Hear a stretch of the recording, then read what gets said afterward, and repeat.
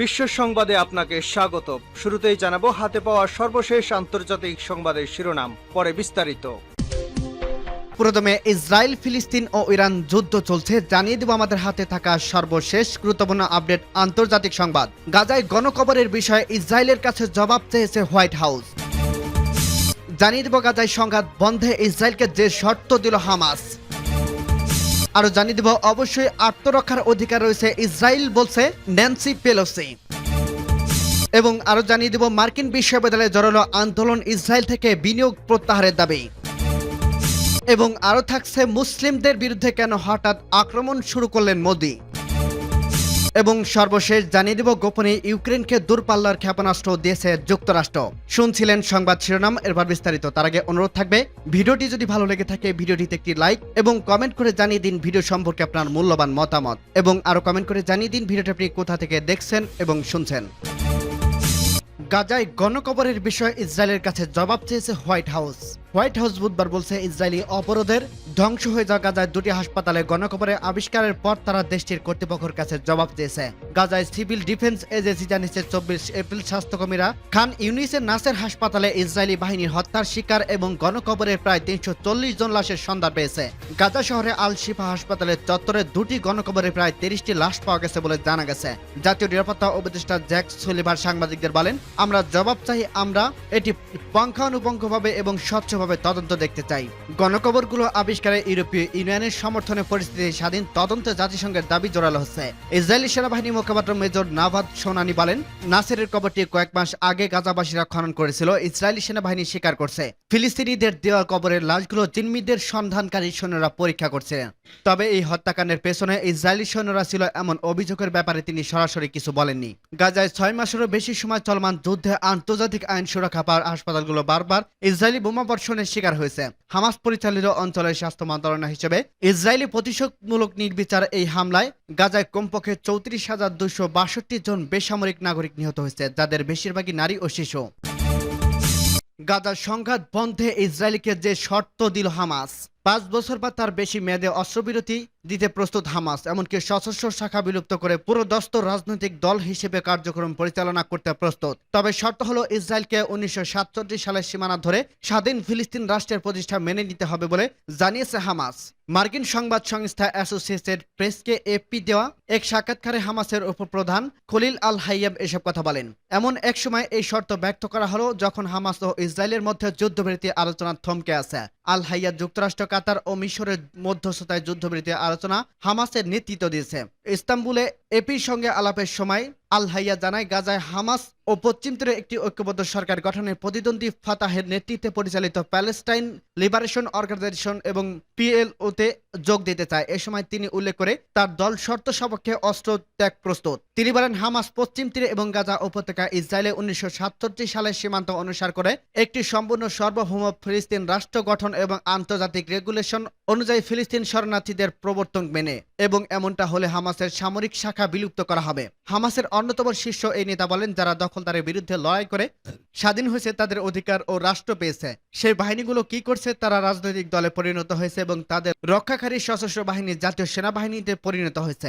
বছরের পর বছর ধরে হামাস কখনো কখনো ইসরায়েলের পাশাপাশি ফিলিস্তিনিদের রাষ্ট্রের সম্ভাবনার বিষয়ে তার প্রকাশ্য অবস্থানকে সংযত করছে। তিনি এই রাজনৈতিক কর্মসূচি এখনো আনুষ্ঠানিকভাবে নদী থেকে সমুদ্র পর্যন্ত ফিলিস্তিনের পূর্ণ মুক্তির কোনো বিকল্প প্রত্যাখ্যান করে জর্ডান নদী থেকে ভূমধ্যসাগর পর্যন্ত পৌঁছাতে এলাকাকে উল্লেখ করে, যেখান থেকে এখন ইসরায়েলের গঠিত ভূমি অন্তর্ভুক্ত হয়েছে।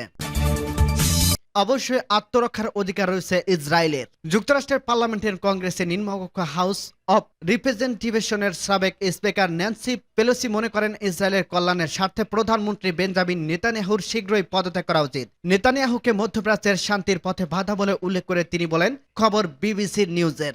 রেডিও টেলিভিশ ইরানকে দেয়া এক সাক্ষাৎকারে এ প্রসঙ্গে পেলোসি বলেন, ইসরায়েলে অবশ্যই আত্মরক্ষার অধিকার রয়েছে এবং আমরা তা স্বীকার করি, কিন্তু এই অধিকার রক্ষায় নেতানিয়াহু যে নীতি নিয়েছে তা যা করছেন তা ভয়ঙ্কর এবং আমরা যেসব প্রত্যাখ্যান করছি, বিশেষ করে ৭ অক্টোবরে হামলার জবাবে যিনি যা করেছেন তার চেয়ে নিকৃষ্ট আর কি হতে পারে। হামলার দায় স্বীকার করে তার সরকারের গোয়েন্দা প্রধান পদত্যাগ করছেন। তারও পদত্যাগ করা উচিত। গত ৬ মাসে যা যা হয়েছে সেজন্য সম্পূর্ণভাবে তিনিই দায়ী। নেতানিয়াহুকে আল আকসা ও মধ্যপ্রাচ্যে অঞ্চলে শান্তির পথে বাধা মনে করেন কিনা প্রশ্নের উত্তরে সাবেক হাউস স্পিকার বলেন, অবশ্যই মনে করি। আমি জানি না তিনি শান্তিকে ভয় পায় কিনা, শান্তিতে বসবাস করতে অক্ষম কিনা কিংবা শান্তির প্রতি অনাগ্রহী কিনা, কিন্তু তিনি দীর্ঘদিন ধরে দ্বিরাষ্ট্র সমাধানের পথে সবচেয়ে বড় বাধা হয়ে দাঁড়িয়ে আছেন। সাক্ষাৎকারে বাইডেন প্রশাসনকে ইসরায়েলে অস্ত্র সরবরাহ বন্ধের আহ্বান জানিয়েছেন ডেমোক্রেটিক পার্টির এই জ্যেষ্ঠ নেতা। গত ৭ অক্টোবর গাজায় উত্তরাঞ্চলীয় ইরেজ সীমান্ত দিয়ে ইসরায়েলি ভূখণ্ডে ঢুকে নির্বিচারে গুলি চালিয়ে ১,২০০ জন ইসরায়েলি এবং অন্যান্য দেশের নাগরিককে হত্যা করে হামাস। সেই সঙ্গে জিম্মি হিসেবে ধরে নিয়ে যায় আরও ২৪০ জনকে।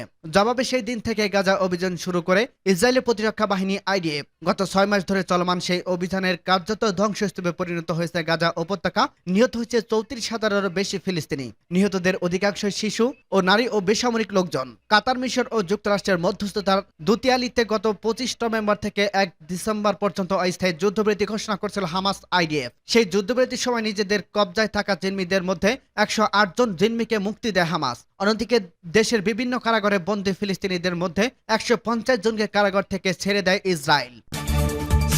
মার্কিন বিশ্ববিদ্যালয়ে জড়ালো আন্দোলন, ইসরায়েল থেকে বিনিয়োগ প্রত্যাহারের দাবি। যুক্তরাষ্ট্রের বিভিন্ন বিশ্ববিদ্যালয়ে ইসরায়েল সংশ্লিষ্ট বিনিয়োগ প্রত্যাহার করে নেওয়ার দাবি দিন দিন জোরালো হচ্ছে। সম্প্রতি কলম্বিয়া বিশ্ববিদ্যালয়ের ছাত্ররা এ নিয়ে বিক্ষোভ সমাবেশ করছে। তবে শুধু কলম্বিয়া নয়, যুক্তরাষ্ট্রে আরও অনেক বিশ্ববিদ্যালয় ইসরায়েলের সংশ্লিষ্ট বিনিয়োগ বা যেসব বিনিয়োগ থেকে ইসরায়েলে লাভবান হয় সেসব বিনিয়োগ প্রত্যাহার করার দাবি জোরালো হচ্ছে। নিউ ইয়র্ক টাইমসের সংবাদ বলা হয়েছে, যুক্তরাষ্ট্রের ইয়েল ও কর্নেল বিশ্ববিদ্যালয়ের ছাত্ররা অস্ত্র উৎপাদন বিনিয়োগ বন্ধ করার আহ্বান জানিয়েছেন। গাজায় ইসরায়েলের অভিযান ও দীর্ঘদিন ধরে ফিলিস্তিনি ভূখণ্ডে অধিকৃত করে রাখার মধ্য দিয়ে লাভবান হচ্ছে এমন তহবিল ও ব্যবসা থেকে বিনিয়োগ প্রত্যাহার করে নেওয়ার দাবি জানিয়েছে কলম্বিয়ার বিশ্ববিদ্যালয়ের ছাত্ররা। এর মধ্যে গুগল এবং এয়ারবিএনবি আছে। ইসরায়েলের সরকারের সঙ্গে গুগলের চুক্তির প্রতিবাদ করায় এখন পর্যন্ত কোম্পানিও প্রায় ৫০ জন কর্মী ছাঁটাই করছে। অন্যদিকে এয়ারবিএনবি অধিকৃত পশ্চিম তীরে অবস্থিত ইসরায়েলি কোম্পানিগুলোকে শেয়ার বাজারে তালিকাভুক্ত হতে সহায়তা করছে।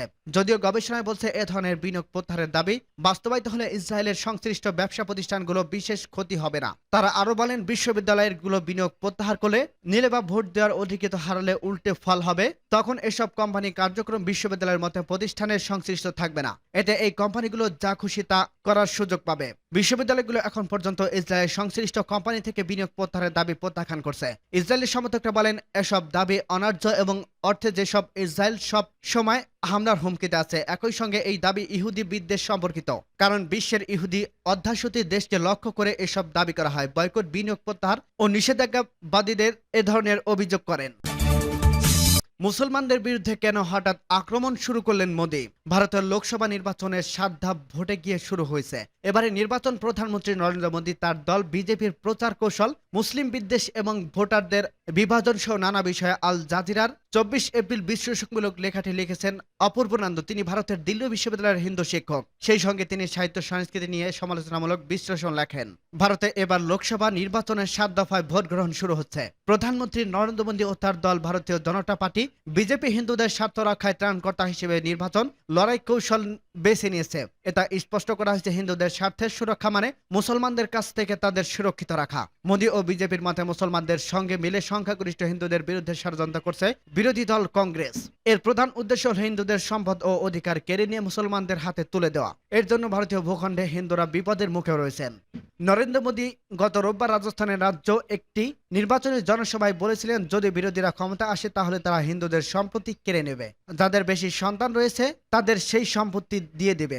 স্পষ্টই মুসলিমদের প্রতি ইঙ্গিত করে এ মন্তব্য করেন মোদি। তিনি মুসলমানদের ভারতীয় ভূখণ্ডে অনুপ্রবেশকারী বলে অভিহিত করেন। প্রধানমন্ত্রী এমন বক্তব্যে ভারতের অনেকেই মনে ক্ষোভের জন্ম দিয়েছে। মোদিকে মন্তব্যকে ঘৃণা ছড়ানো বক্তব্য হিসেবে উল্লেখ করে ভারত জুড়ে আগের নাগরিক ও অধিকার সংগঠন তার মোদির বিরুদ্ধে কঠোর ব্যবস্থা নিতে নির্বাচন কমিশনে চিঠি দিয়ে আবেদন জানাচ্ছে। অধিকার সংগঠন পিপলস ইউনিয়নের অব সিভিল লিবার্টিস বলেছে, প্রকাশ্যে সাম্প্রদায়িক উস্কানি দেওয়ার জন্য নরেন্দ্র মোদিকে নির্বাচনে অযোগ্য ঘোষণা করতে হবে। এত বিতর্ক সমালোচনা মোদিকে দমাতে পারেনি। দুদিন পর মঙ্গলবার রাজস্থানের রাজ্যে আরেকটি নির্বাচন সমাবেশে মোদি আরো দাবি করেন, কংগ্রেস ভারত জুড়ে হিন্দু সম্পত্তির স্থগিত করা এবং যেসব নির্ধারিত মানুষের মধ্যে বিতরণ করা ষড়যন্ত্র মেতেছে।